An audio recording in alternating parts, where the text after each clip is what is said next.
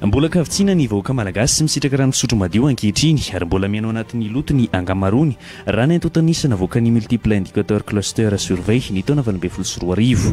Mbola betsaka ny filana makasika ny rano, ny fanadiovana sy ny fidiovana hita Madagasikara. Fantatra tokoa mantsy fa ny 3,9 mponina ihany no mahazo loharan-drano hatsaraina ary ny 7,9 mponina fotsiny no mampiasa fitaovana fanadiovana fototra. Tsy mitsaha mitombo anefa ny isan'ny mponina indrindra amin'ny tontolo andrenivohitra izay mitombo 400 isa-taona izany. Raha amin'ny olona enina izany hoe ny 9,7 isan-jaton'ny olona nefa dia mbola manao maloto ankalamanjana avokoa raha ny iray ambatelon'ny mponina dia tsy mampiasa sakabany na ny toeram-pivoahana araka ny tokony ho izy.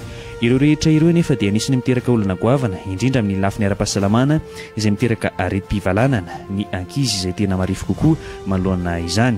Izay indrindra no antony natotosana ny famoahana tamin'ny fomba ofisialy ny programa NASA ranomaharitra sy diosera izay fandramoana ny firenena Amerikanina amin'ny alalan'ny USAID sy ny ministeran'ny rano sy ny fanadiovana sy ny fidiovana. Tetika asa izay natao indrindra anatsarana ny fampisatrana rano fisotro madio maharitra ho an'ny vahoaka malagasy. Amin'ny fomba ofisialy androany iarahana amin'ny fanjakana Amerikanina amin'ny famatsimbolany USAID. Voalohany dia ny tetikasa ranomaharitra, ny tetikasa faharoa kosa dia manodidina ny fanadiovana andrenivohitra na ny assainissement urbain, tetikasa diosera. Natomboka androany daholo izy ireo ary io tetikasa diosera io dia amin'ny tanan-dehibe anankitelo Majanga, Toamasina, Fianaratsoa. Natomboka androany izy ireo ary ho tanterahana ao anatin'ny 5 taona. Ny fisian'ny fotoana toy izao dia mampiseho fa mizotra makany amin'ny fampandrosoana ny firenentsika ary ny fahatokisana sy ny fiaraha-miasa tantsoroka omen'ny mpiara-miombonantoka etona dia singanana manokana ny fanjakana Amerikanina sy ny USAID miaraka amin'ireo consortium rehetra anatanteraka ity tetikasa ity fa ao anatin'ny pakady anafainganana ny fanomezana ny malagasy ny rano fisotro madio, fanomezana ny malagasy ny fisitrahana ny fototra fototra eo amin'ny fanadiovana sy ny fidiovana no tanterahasika ankehitriny ary dia fanambara teo fa nisan'ny mampiavaka ireto tetikasa anankiroa reto dia ny fanentanana ny sehatra tsy miankina hiditra ao anatin'ny fampiasam-bola amin'izany resaka rano fanadiovana sy fidiovana izany ary fanovana ihany koa ny toe-tsaina sy ny fitondrantenan'ireo mponina ao anatin'izany hoe mahazava-dehibe ny resaka fisitrahana rano fisotro sy ny fanadiovana ary ny fidiovana. Maharitra 5 taona ireo tetikasa ireo izay mitetina $30 tapitrisa ho an'ny tetikasa ranomaritra izay mikendry ny fanasarana ny fidirana sy ny fampiasana ny rano fisotro madio, ny fanadiovana ary ihany koa ny fidiovana ho an'ny tokantrano ambanivohitra.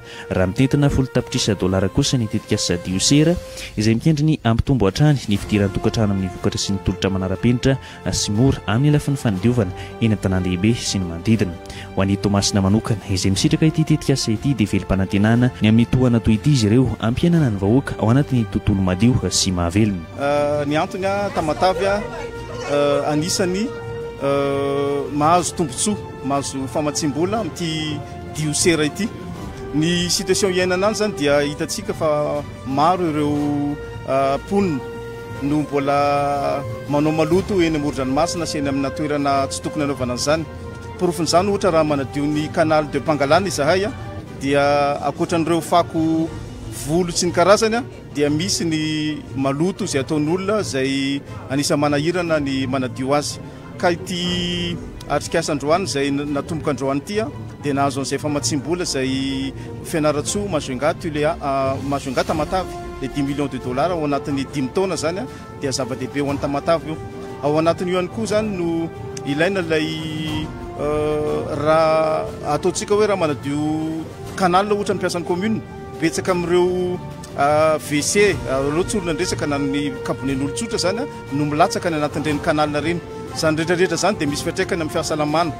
Ao Toamasina ihany koa dia mbola misy ny fièvre typhoïde. Zany rehetrarehetra zany dia vokatry ny ataontsika hoe fahaloton'ny rano sy ny manodidina ka izay mahazava-dehibe n'izy ity. Eo ihany koa ny fiovana toe-tsaina satria araka ny nambara teo somary mampomoe kely hoe misy olona mavidy scooter izy, mavidy telefônina raitra nefa tsy mavita manamboatra ny WC na ny trano fivoahana akoriny. Dikan'izay zany tsy eo le resaka fahasairana na eo resaka fahantrano fa eo ihany koa le tsy maintsy fiovana toe-tsaina.